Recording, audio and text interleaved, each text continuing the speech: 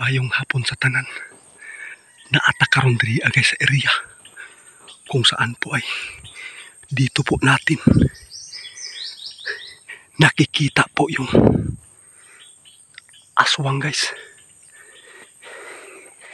Alas 4:30 ng hapon ngayon guys sa pagpunta po natin dito ngayon guys, dahil po ay nakaalarma po yung mga tao po dito dahil kung totoo ba na may nakita po sila na may dalang sanggol po dito guys. Nakaharap na po natin at hindi po natin inasahan na bigla pong nawala po yung nasagupa po natin dito na aswang guys. Sana lang guys nabuhay pa yung bata na kinuha po. Sana lang na normal po na tao yung nakakuha po at hindi po aswang para. Hindi po napatay yung bata na kinuha po. Pagmamasid lang po dito sa atin ngayon guys dahil hindi po basta-basta na makikita po natin yung aswang.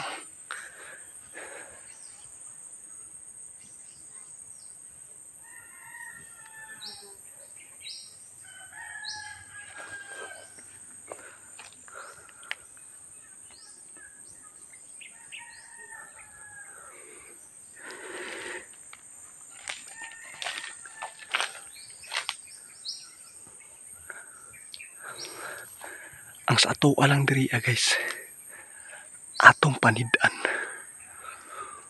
kung naabatay mga makita nga mga impormasyon diri kung naaba diri guys.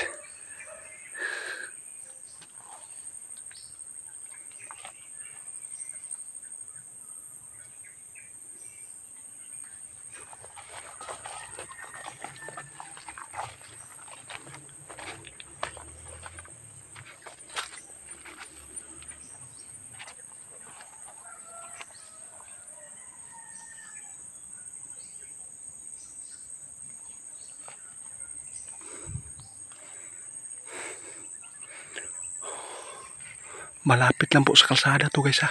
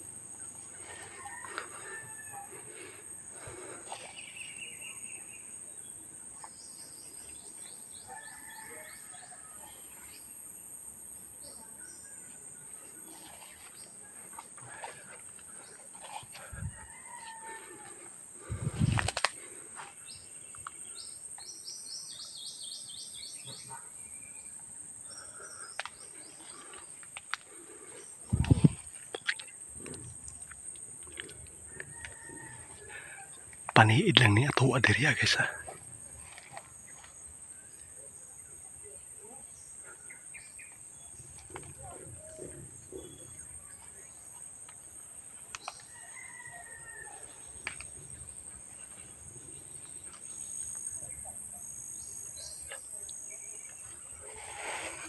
Ara guys maniid na ni guys, delikado ni og mapakita ta basig na adering mga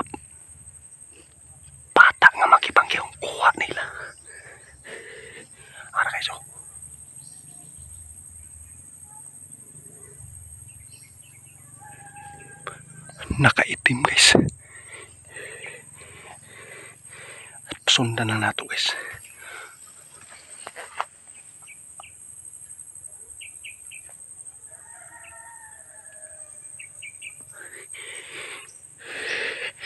Kulbaan yun.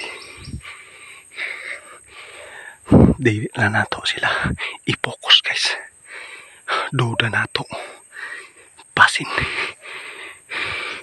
Buhay pa ang bata diri.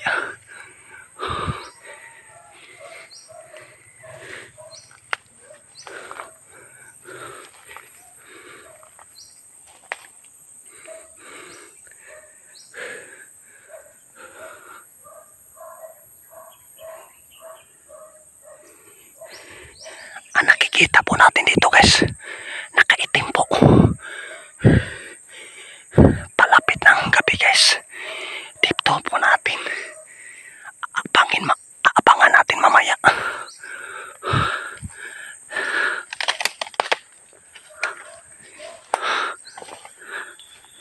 Mani ita diri guys, basin na ini.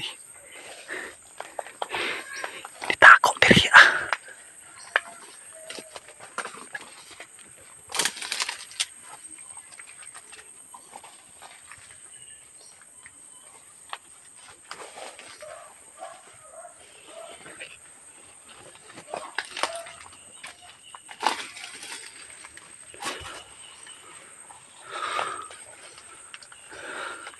Dito po natin sagupa yung aswang guys Pinag-explore na po natin dito guys, pero hindi po natin nahuli.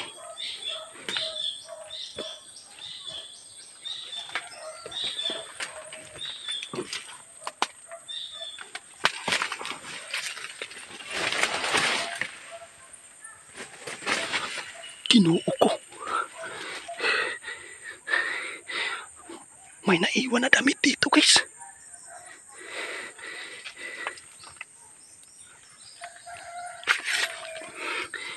Parang kinabahan ako dito guys. Parang bata pa talaga. Parang sanggol pa to guys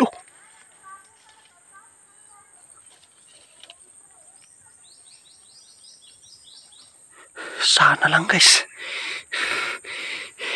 ligtas pa yung bata guys. Pero wala yung mga dugo diri guys.